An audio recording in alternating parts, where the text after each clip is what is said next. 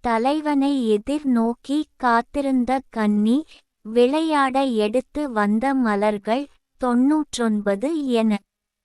கபிலர் படைத்த குறிஞ்சிப்பாட்டு 10 கீழ்க்கணக்கு நூல்களுள் ஒன்று. அந்த மலர் அனைத்தையும் அதன் மனம், குணம், நிறம் மாறாமல் இப்பவும் காணலாம். இந்த ஒரே இடத்தில் தொகுத்து தரப்பட்டுள்ளது. அகர வரிசையில் மலர்களை அலங்கரித்துள்ள இந்த புத்தகம் சங்கம் தந்த தங்கம். நூல் ஆசிரியர் பு. ரத்தின சபாபதி.